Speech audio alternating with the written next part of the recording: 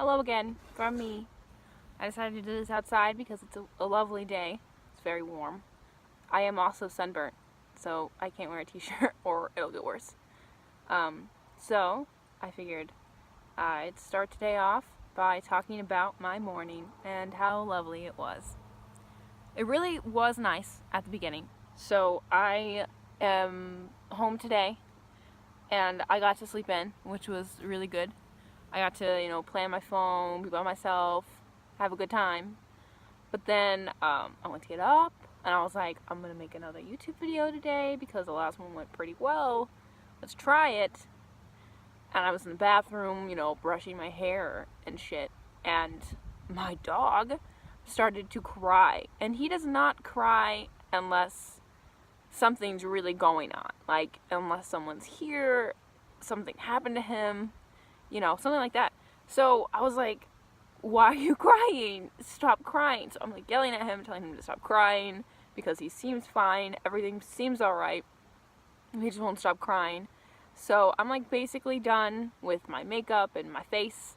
And so I go out into the kitchen to make a burrito and the freezer's open. And I was like, why the hell is the freezer open? No one else is home.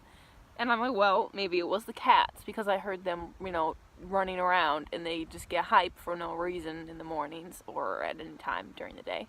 So I was like, okay, it's probably just the cats. So I closed the freezer.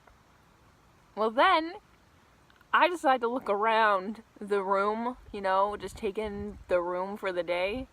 And one of our windows, I had opened it because it was a nice day and I wanted to clear out the air.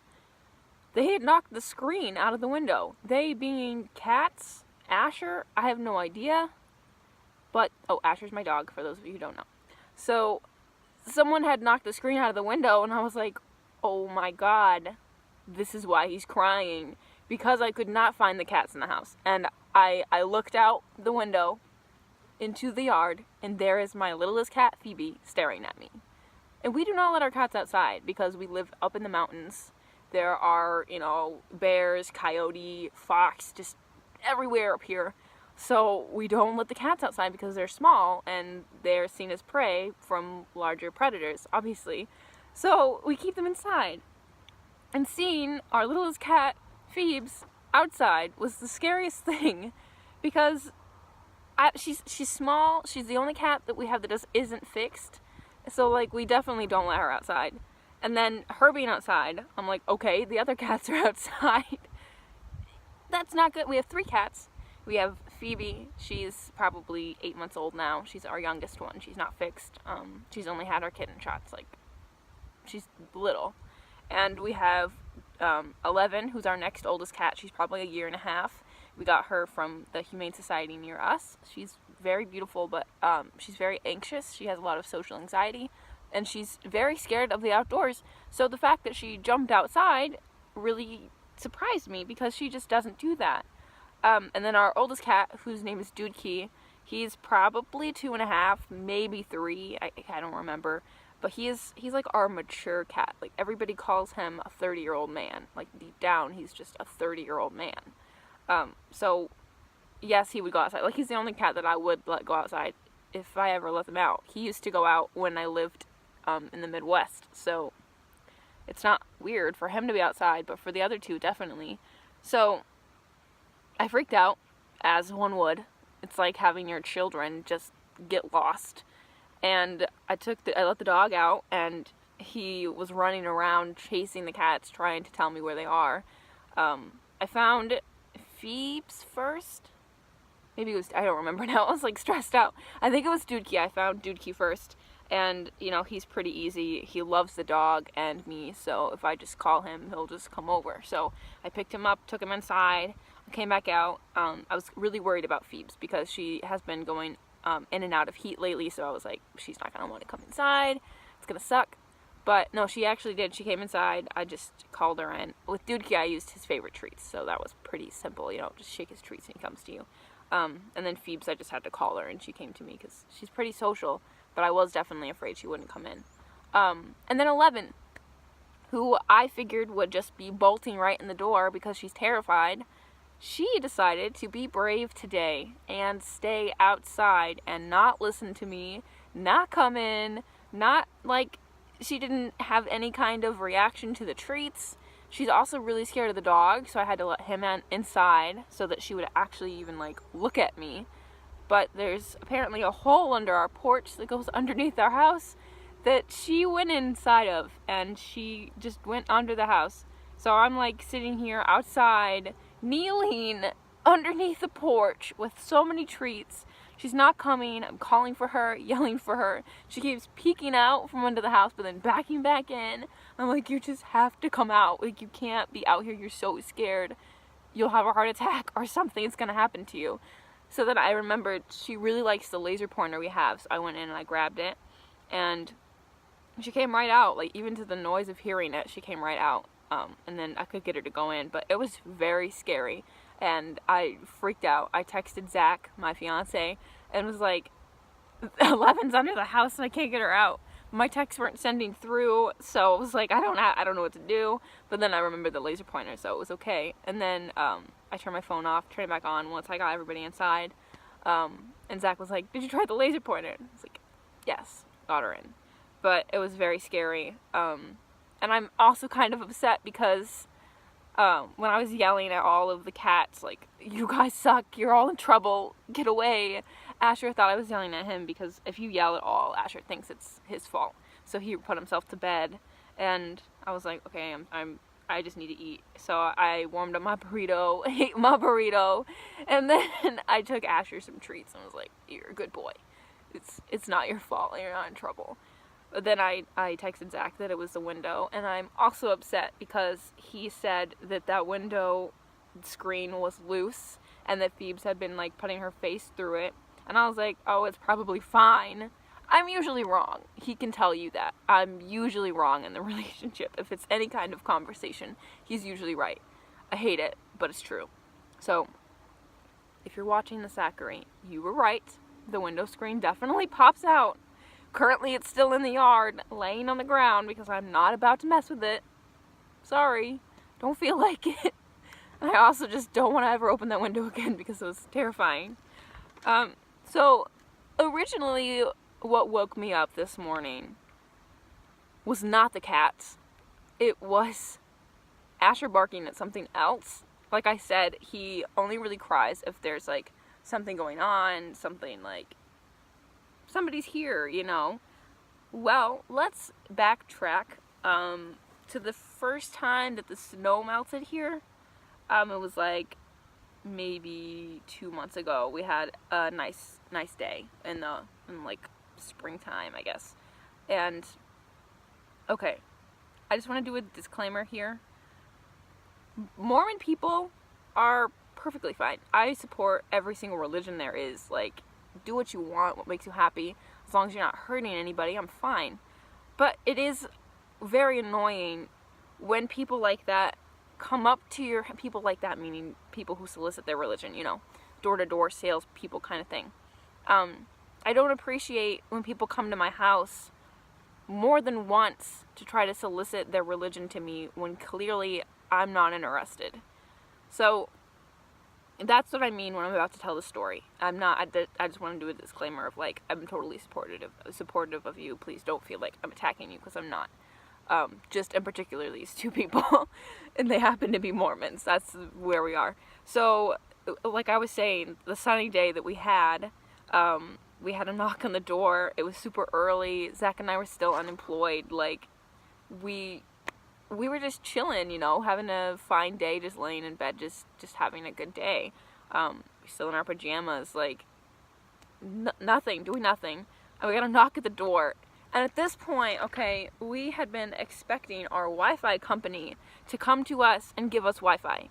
We started that journey in January. That'll probably be a whole different video. But we started that journey in January, and they didn't get us Wi-Fi until April. Like, it was awful. So I think this was actually happening in probably March. I think this happened in March, this conversation we're about to have.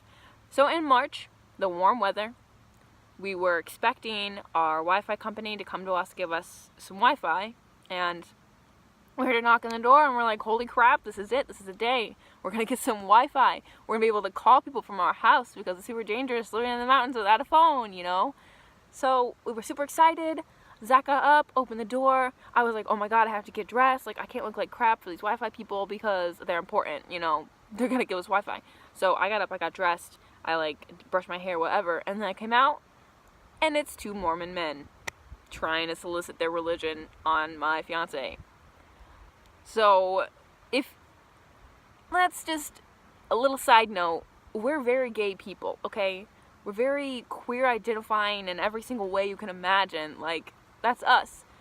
We have rainbow flags in our house, and these people came up to us, and I know fully well that you can say that you support gay people in your religion, but often it's, oh yeah, we support you, you have to love the people, you don't have to love the sin. Like, that's something that they'll say. So I have, like, a lot of fear coming from that. So I was definitely not interested in talking to these people. I went about my business as if they weren't there, you know, with Zach's conversation. If he wants to be friendly with them, let him be friendly with them. You know, it's not my place. So I was just in the kitchen making some food. They were talking to him. You know, they were talking to him about skiing. So it didn't sound like it was going to be anything awful. They seemed genuinely nice. I'm just not interested in listening to what you have to say about your religion. Like, that's just not me. I'm not into it. So, you know, Zach was being friendly, having a good conversation with him, the 2 men, I guess.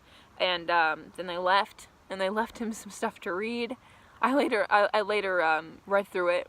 Definitely don't agree with it, with a lot of the things that was said in it. So, you know, it's not with me. It's not me. But then, I thought it was funny because we have a very terrifying driveway. Nobody goes up it. The whole town is afraid of our house. Like, it's just, everybody knows where we live because they're scared. And I was like, leave it to the Mormon people to come up our driveway the second that it's clear of snow. It was ridiculous. And then we expected them not to come back, you know, because we didn't express that we were really interested. I think Zach was pretty friendly. He's a pretty friendly guy. He's nice to everybody, you know. He'll treat you kindly no matter what. But he definitely expressed that he was friendly to these people. So I think that gave them the idea that we wanted them to come back. So about a week later, our roommate was home alone. Maybe it wasn't a week. Doesn't matter. Does time matter? No. Later on in this Mormon journey, our roommate was home alone, and he had the dog outside, and my dog is not people friendly. He hates men, he hates kids, he hates things. Like, he was abused, so he hates things. So he was outside, and our roommate had just woken up and was home alone, and he heard the dog bark. And he came outside, and these 2 Mormon men were walking up our driveway again.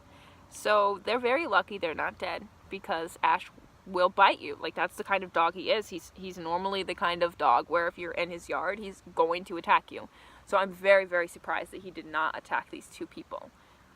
Anyways, they knocked on our door. Our roommate answered and was like, you know, just gotten out of bed. And so, I don't know. I don't know the full story. I wasn't here, so it's kind of hard to tell it. But he got another piece of literature from these Mormon people. And they asked him uncomfortable questions. So Zach told them that we were both unemployed. And when they knocked on the door with our roommate was like, hello. And they said, are you Zach? Like you can't remember what somebody looks like. And our roommate was like, no, Zach's at work. And they were like, we thought Zach was unemployed. Like, okay, can you not be creepy? Can people just live their lives and you not say shit like that? Like, that's weird to me. So our roommate was like, you know, uncomfortable. And I don't blame him at all. I would definitely be uncomfortable. So then the Mormon men left Zach another magazine to read, which is still on our kitchen counter. And I have not decided whether or not I want to read it, because I mostly just read it to be, I don't know, like, just to read it. You know what I mean? Like, see what they have to say. I'm not going to agree with any of it, but I will read it. I'm like, why not? Anyways, so then this morning, I was sleeping, you know, and then I woke up just comfortably by myself, was on my phone, and then Asher started barking, and I heard knocks at the door. People don't come to our house. We don't have friends, okay? We don't have any friends who come to our house. Anytime we invite friends over, they totally bail. We had one good party here, and it ended badly, and I think ever since then, people are just very afraid to come to our house. So nobody comes. So I know it's not a friend. Also, if it were our landlord, she would text us first. So I know it's no one. Like, it's nobody but the Mormons. They came again. They had just come last week. They're trying to do it like, they're just, no one wants to hear what you have to say here. How more could, I'm just frustrated, okay? Like, you can do your religion if you want, but I'm not gonna do it. And why don't you understand that? Like, I think that we're gonna go out and get a no soliciting sign. Let me know if you think that'll work, because I don't want to be rude, and I don't want to tell them, like, man, I don't know. I want to be nice about it, and I feel like just posting, like, no soliciting will kind of get the point across.